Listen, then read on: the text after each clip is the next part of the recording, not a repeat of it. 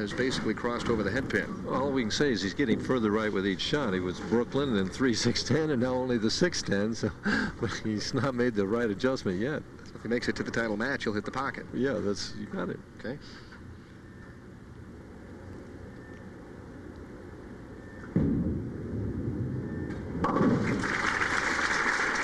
Spares right now good enough to win the opening match, though, because either player throwing any strikes. Well, Warren Nelson just appears totally lost out there.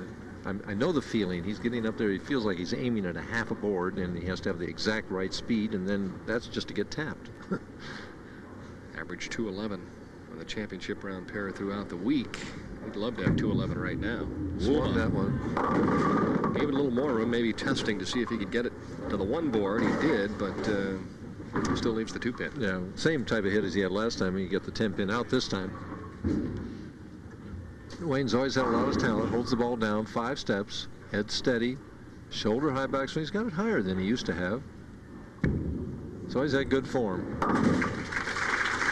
Made a nice run last evening. The last 3 games to qualify for the telecast.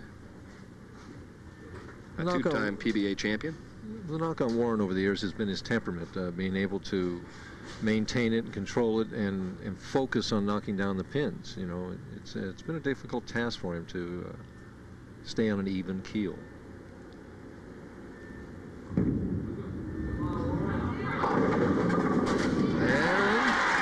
the old bucket crumbler. A little wry smile from Warren Nelson, who says, well, I'll take what I can get at this stage. Well, it's only his 2nd strike in the match. He'll take it as right. He could still shoot 215 if he struck out. And the old adage, if you can do it with a pencil, you can do it with a bowling ball. Wayne Webb on his favorite lane comes back, throws an excellent shot in the 7th for a strike, still leads by 31. Could make life very uncomfortable if he could figure out lane 45 with his shot. And what's interesting is that Wayne Webb picked to finish on lane 45. It was his choice. He was higher in the standings. Oh, he just wants a challenge. Is that it? Sure.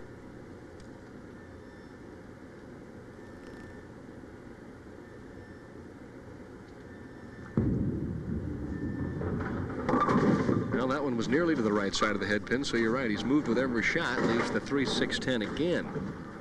The only thing is he's not losing count because he is striking on the right lane, and he's forcing Warren Nelson to get some strikes. He's trying to get it out right of that first arrow, and he does down the lane, but it just bites right there. He's either got to throw it harder or go to a slightly different hand release where he throws it straighter. Trouble. Stood up on that shot and takes the 3 and the 6 off of the 10. So a mistake in the 8th, an unforced error, and gives Warren Nelson new life, especially if he can double right here. We see the shot at the spare. He hits the 3-pin 2 flush. That's the result. Nelson trails by 19, could cut it to 9 if he strikes here on lane 46. Right up the track. Does it hold? Pretty good shot, but he leaves it 4. Actually, his best shot of the match, the execution-wise, and the ball bit just a little bit too quick. He went more direct, made that subtle adjustment, and still left the 4-pin.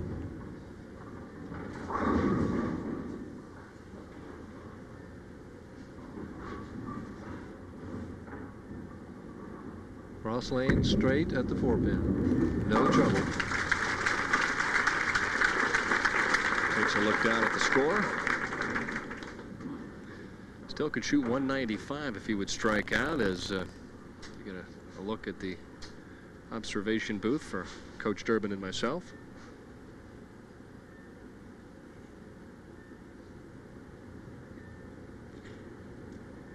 Needs the 9th frame strike.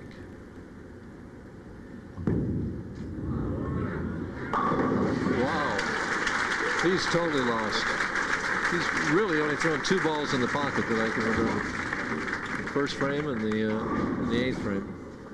But nevertheless, still has an opportunity. Wayne, who's had no trouble with 46.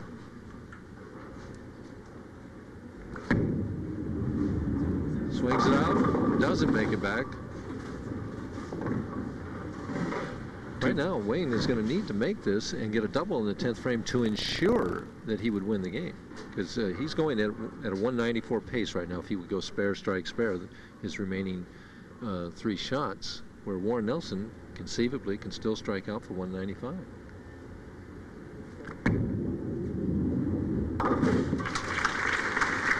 Now 4 times in a row he has started on lane 45 and come up empty-handed.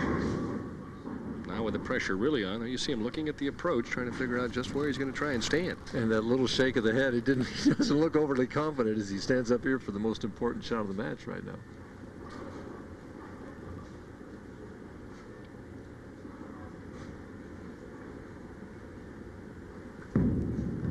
Gives this one a lot more room, and oh my goodness, not what you want to see. Wow. The 1-2, 6-10. There's the if he misses this, he's going to shoot 179 as he moves further left, swings it right, gets out to the 1 board down the lane, and doesn't make it back. He's looking at the score, figuring out what he needs to do, and he needs to convert the spare. Really, the count is not a big factor.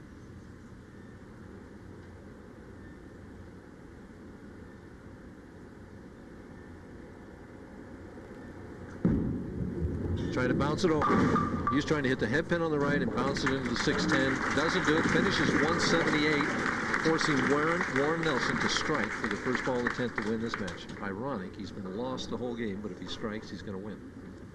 Opens in the 8th and the 10th, spelling disaster for Wayne Webb. Let's see if Warren Nelson can take advantage.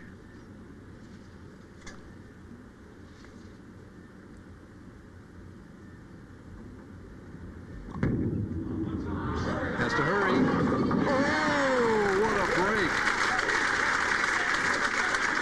4-pin, the last to topple on a very light hit as Warren Nelson advances. And let's watch this. I don't know what hit the 4-pin. If he doesn't get in the way, it was the 5-pin that fell to the left and hit the 4. Picture perfect, no. Effective, yes. Needs a good count now. That'll be enough right there. Right now, it's kind of the no zone for Warren Nelson, who is struggling basically to even hit the head pin on lane 45, and the trials and tribulations of Wayne Webb continue. Right. And if I were Warren Nelson right now, I'd get off that outside line for this fill ball and try something around the second or arrow or in there just to see what my ball did in there. I'll tell you one thing, I'd be dipping into another bowling ball, I think. He did move more to the second arrow, and it still went Brooklyn. So the Magical Mystery Tour continues for Warren Nelson, and he wins 193 to 178.